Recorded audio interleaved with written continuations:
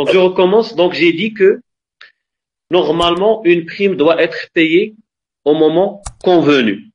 Ce moment varie entre le début de la garantie, lorsqu'on paye le montant total, ou bien nous avons dit qu'il y a une exception, puisqu'il s'agit d'un contrat à exécution successive, on peut fractionner les paiements en paiements mensuels, ou bien trimestriels, ou bien semestriels. Donc, dans tous les cas, pour la bonne tenue du contrat, l'assuré ne peut oublier le moment exact où il doit payer. Voilà pourquoi l'assureur est obligé et tenu à aviser l'assuré de l'échéance et du moment où il doit apporter la prime.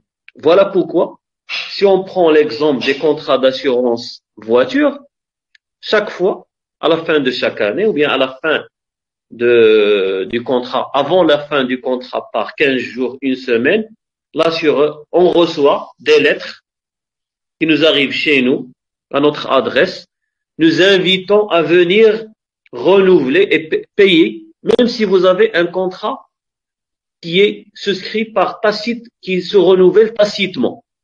Ce qu'on appelle la tacite reconduction.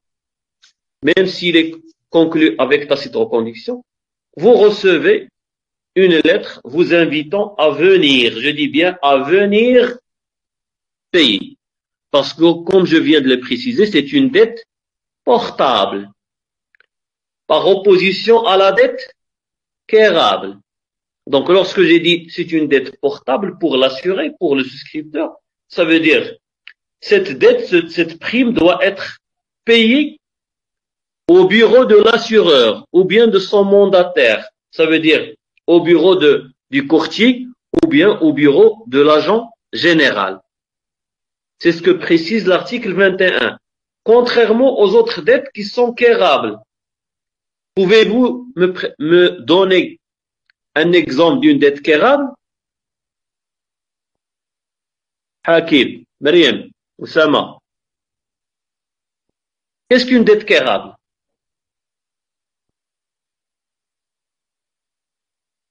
Oui, Hakim?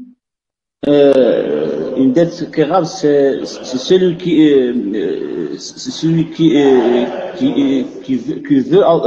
veut recouvrir cette dette doit la chercher chez celui qui en a titulaire, c'est-à-dire celui qui veut avoir qui veut disposer du recouvrement de cette dette, c'est lui qui doit chercher cette dette au domicile. C'est-à-dire le créancier doit se déplacer chez le débiteur pour récupérer sa dette. Voilà, c'est ça. Donnez-moi un exemple. Les crédits de banque. Non. La lettre de change. La lettre de change. D'accord? Vous avez étudié dans les instruments de paiement des crédits l'année passée, la lettre de change. La lettre de change comporte une dette. Est-ce que cette dette est portable? Non, elle est quérable. Le bénéficiaire doit se déplacer d'abord pour l'acceptation du titre et doit se déplacer chez le tiré. Ensuite, pour le paiement, il doit encore une fois se déplacer chez le tiré. D'accord? Donc ici, c'est une créance portable. On ferme la parenthèse, on revient à nos moutons. Une question importante se pose ici. Quel sort réserve le législateur dans la loi 1799 en cas de défaut de paiement? Quel sort sera réservé à ce contrat d'assurance? Ça veut dire, si l'assuré, le moment convenu, refuse, s'abstient de présenter le paiement, quel sort sera réservé à ce contrat? Quels sont les effets? Quelles conséquences? Donc la réponse à cette question se trouve dans les articles 21, 22 et 23 du Code des assurances, c'est-à-dire la loi 1799. Donc, le législateur précise que l'assureur peut forcer l'exécution du contrat par voie judiciaire. il peut demander au juge que l'exécution du contrat soit forcée, soit exécutée avec force, avec intervention de la justice. Donc, tout ayant la faculté de suspendre la garantie, dans ces cas, la prime devient portable. L'assureur aussi est tenu de respecter un formalisme rigoureux s'il veut forcer l'exécution du contrat, ou bien s'il veut à la fin résilier le contrat. Ce formalisme rigoureux a été présenté par le législateur dans la loi 1799 comme un formalisme qui protège l'assuré et non pas l'assureur. Même si la prime n'est pas payée par l'assuré ou bien son souscripteur, le législateur considère toujours que l'assuré est une partie faible au contrat. Il a affaire à un professionnel, à un homme qui connaît bien les techniques d'assurance. Voilà pourquoi le législateur a imposé dans les articles 21, 22 et 23 un formalisme que l'assureur doit respecter. Première étape, après 10 jours de l'échéance de la date d'exigibilité de la prime, ou bien de la fraction du prime, si vous vous êtes convenu un paiement fractionné mensuel, trimestriel ou bien semestriel. Donc, l'assureur, après ces 10 jours, l'assureur a la possibilité d'adresser une mise en demeure. Je dis bien, il doit attendre 10 jours avant, donc, en tant qu'assuré, j'ai 10 jours pour payer la prime. Après ces 2 jours, c'est à partir de ces 10 jours passés que l'assureur peut envoyer une mise en demeure, une lettre recommandée avec accusé de réception, invitant l'assuré à venir payer. Sinon, il va suspendre la garantie après quoi? Après 20 jours, comme je précise dans le deuxième point. Donc, après un délai de 20 jours. Et si la personne assurée réside à l'étranger, ce délai est augmenté du double, ça veut dire 40 jours, lorsqu'il est envoyé en dehors du Maroc. Donc, après un délai de 20 jours, 40 jours, suivant l'envoi de la mise en demeure, l'assureur peut suspendre la garantie. Il peut suspendre. Donc, s'il choisit de ne pas suspendre, cela dépend de ses relations commerciales avec l'assuré. Donc, il peut suspendre. Il n'a pas résilié le contrat. Je parle d'une suspension. Lorsque l'assuré paye, il va être considéré comme quelqu'un qui a été assuré et la garantie reprendra effet. Maintenant, après ces 20 jours, ça veut dire après 30 jours et 50 jours en dehors du Maroc, de la date d'envoi de la mise en demeure, l'assureur est en droit de résilier le contrat. D'accord? Donc, le contrat n'est résilié qu'après minimum 40 jours. Donc, on a 10 jours, plus les 20 jours, plus 10 autres jours. Donc, 30 jours après l'envoi de la lettre recommandée avec accusé de réception qui vaut mise en demeure. Donc, minimum 40 jours.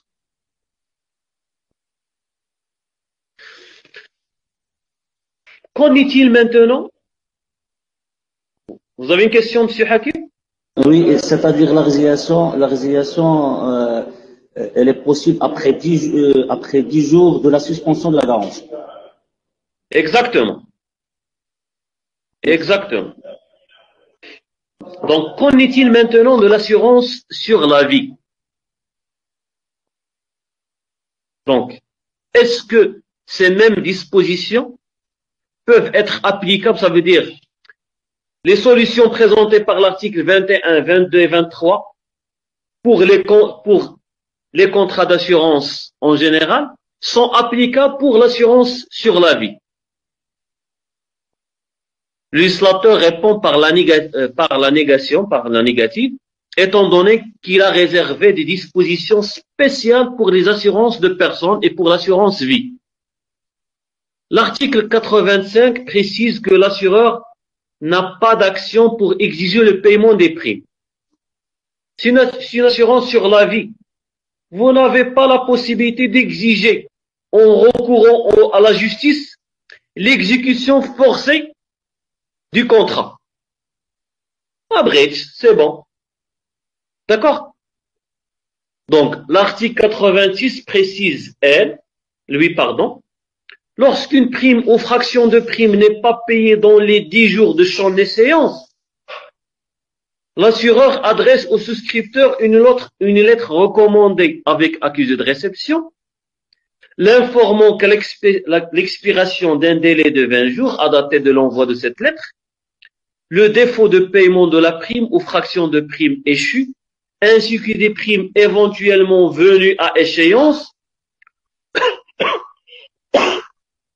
au cours de ce délai de 20 jours, ainsi que des primes éventuellement venues à échéance au cours du dit délai, ça veut dire 20 jours, entraîne soit la résiliation du contrat en cas d'inexistence ou d'insuffisance de la valeur de rachat, du capital ou de la rente garantie, soit la réduction du dit capital ou de la dite rente. Cela veut dire quoi? Que on n'applique pas automatiquement la résiliation pour un contrat d'assurance vie. Si vous avez payé pour une période bien limitée, ça veut dire 1 an, vous n'avez pas encore constitué un capital qui va vous permettre d'avoir une rente ou bien une indemnité. Donc, qu'est-ce qu'on va faire?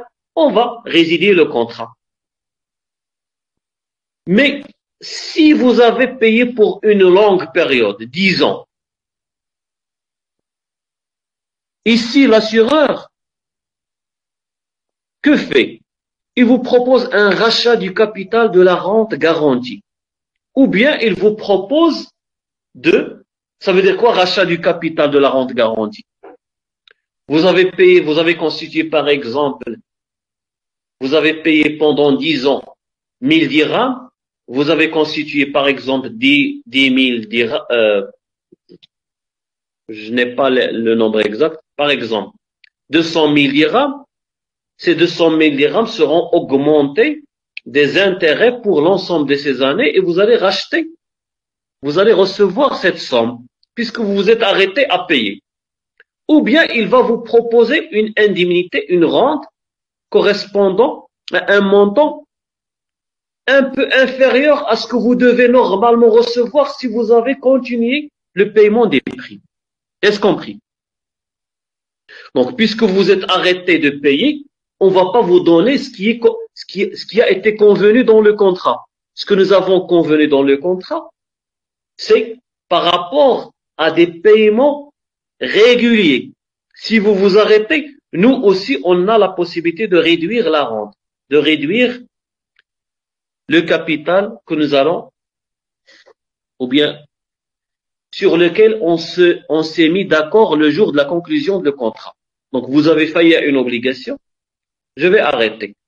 Donc, vous comprenez qu'il ne s'agit pas des mêmes solutions présentées par le législateur pour l'assurance, pour les autres types d'assurance, ça veut dire les assurances terrestres.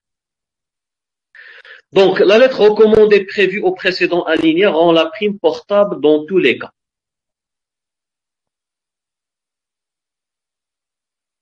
Maintenant,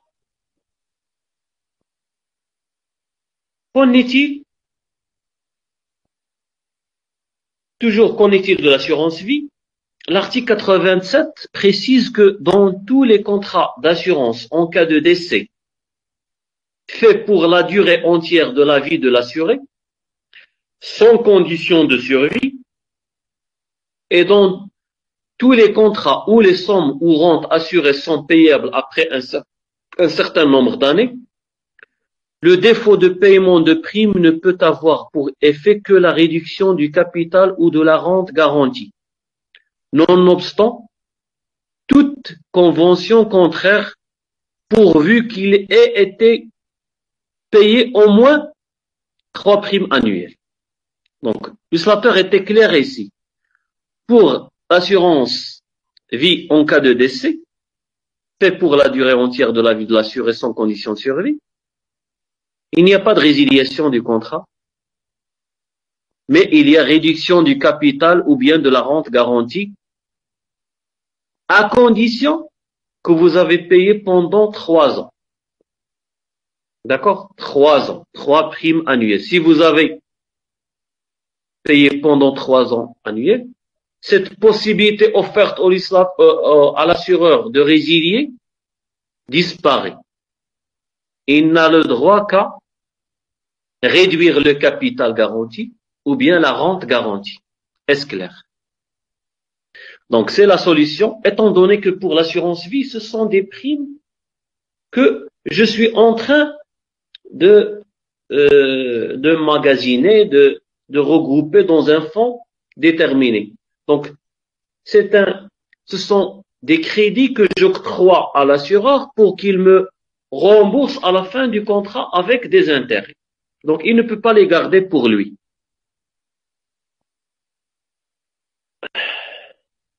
L'article 88 maintenant précise que les conditions de réduction du capital ou bien de la rente garantie doivent être indiquées dans le contrat de manière que l'assuré puisse, à toute époque, connaître le montant auquel le capital ou la rente garantie sera réduit en cas de cessation de paiement des primes.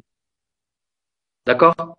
Donc, moi, en tant qu'assuré, dans le cas de l'assurance vie, je dois connaître qu'est-ce que je vais percevoir si je m'arrête à payer, si j'arrête mes paiements de la prime.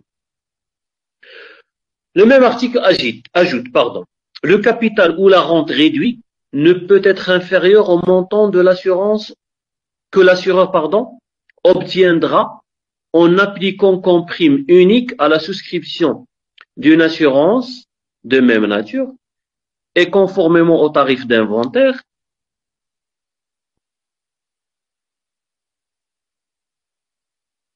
en vigueur lors de l'assurance primitive, une somme égale à la provision mathématique de son contrat à la date de résiliation, cette provision étant diminuée de 1% au maximum de la somme primitivement assurée. Donc ici, le législateur donne le pourcentage que peut appliquer l'assureur pour réduire le montant auquel a droit l'assuré si il s'arrête ou bien il arrête le paiement de ses primes. Donc quand l'assurance a été souscrite pour partie moyennant le paiement d'une prime unique, la partie de l'assurance qui correspond à cette prime demeure en vigueur nonobstant le défaut de paiement des primes périodiques. Donc si j'ai choisi de souscrire à une assurance dont une partie a été présentée comme prime unique, la partie de l'assurance qui correspond à cette prime demeure en vigueur. On n'en touche pas. La réduction qu'on va appliquer, c'est pour les autres paiements. C'est pour l'autre moitié de la prime qui a été fractionnée. Exemple, j'ai choisi de souscrire à une assurance vie ou pour un montant de, par exemple, 20 millions. J'ai payé 10 millions et les 10 millions restantes ont été fractionnés par période mensuelle ou bien trimestrielle. Donc, la réduction, lorsque je vais m'arrêter, va toucher seulement cette prime qui est fractionnée. Le montant qui a été payé en totalité ne va pas être réduit. D'accord? Donc, c'est ce que veut dire le législateur ici par les dispositions de l'article 88 du Code des assurances.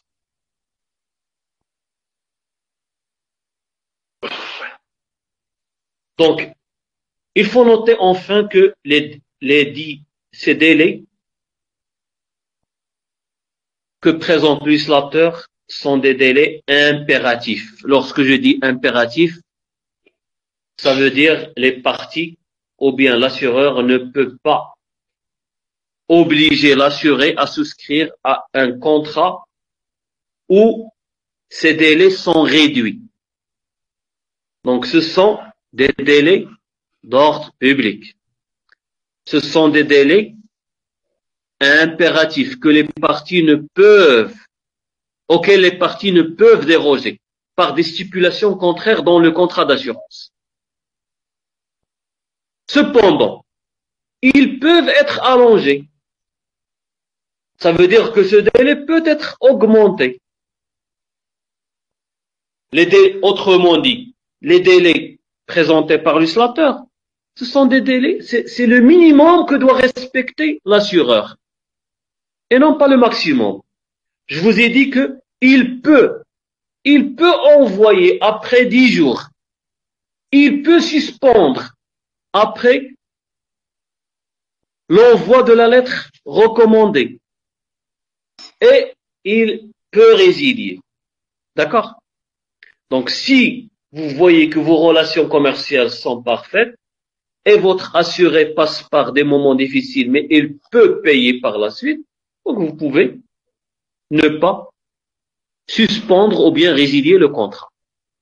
Je vous ai dit que ce sont des délais qui protègent l'assuré contre l'assureur, qui est censé être un professionnel qui a affaire à un consommateur. Donc, j'ai dit que en pratique, ils sont très souvent allongés, vu que la mise en demeure est souvent envoyée plusieurs semaines après la date d'échéance. Maintenant, si l'assuré vient payer après la suspension, le contrat est suspendu et l'assuré intervient pour payer. Il va venir pour payer. Quelles sont les conséquences? Donc, si le paiement intervient avant la suspension, le contrat est toujours en cours et la situation est régularisée, éventuellement après paiement des frais de mise en demeure, parce que l'assureur ne va pas supporter ces frais.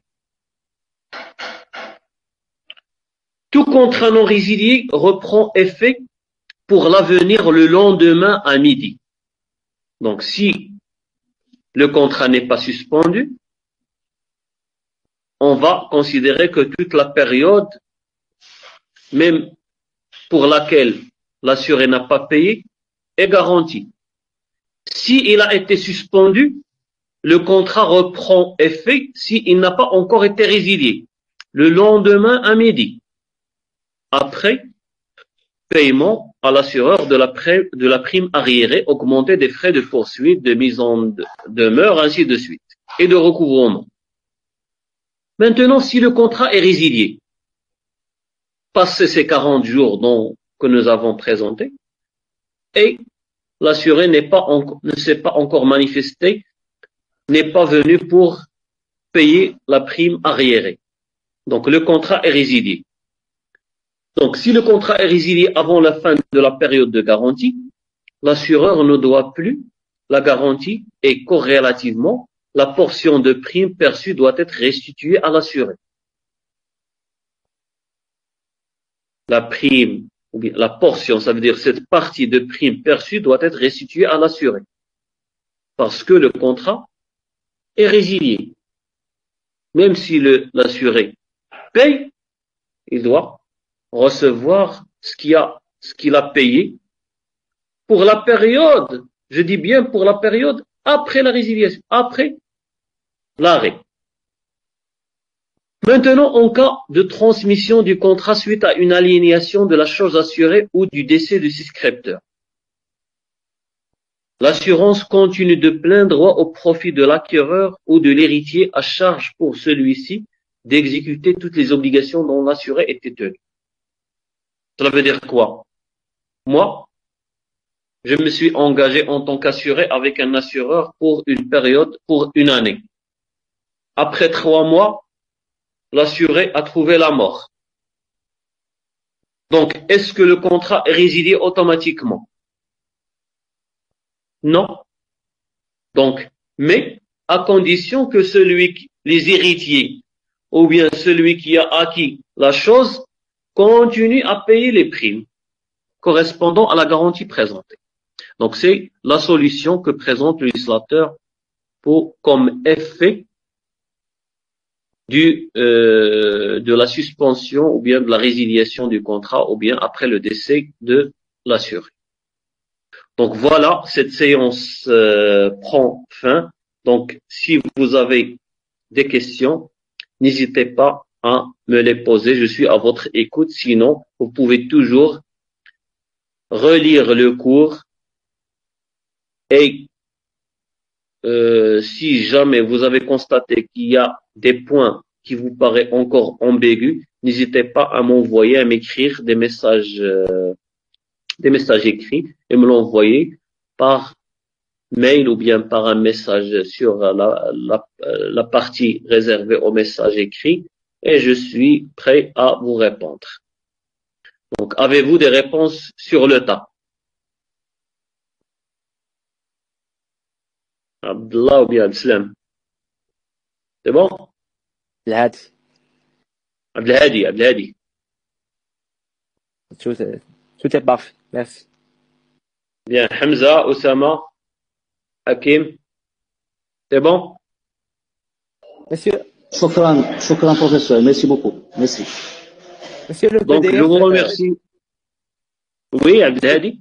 c'est le PDF de la séance passée. Il contient seulement 17 ou bien 18 pages. Par rapport à celui que vous avez traité ici, il contient 20 pages. Mais je crois, c'est ce que je présente ici, Oui. c'est le même contenu présenté dans le PDF. Seulement ici, j'essaye parfois d'alléger un petit peu pour que l'aperçu soit plus clair, plus visible. Mais le D'accord. contenu reste le même. D'accord, Abdelhadi? Merci, merci. D'accord. Donc, je vous remercie de votre attention, de votre écoute, de votre participation. Et on se donne rendez-vous le vendredi prochain, même heure, même endroit. Donc, portez-vous bien, révisez vos leçons. Attendez, je crois, Myriam. Myriam, vous avez une question? Boras? Non, Oui, monsieur. Myriam? Parfait. Donc, portez-vous bien, révisez vos leçons.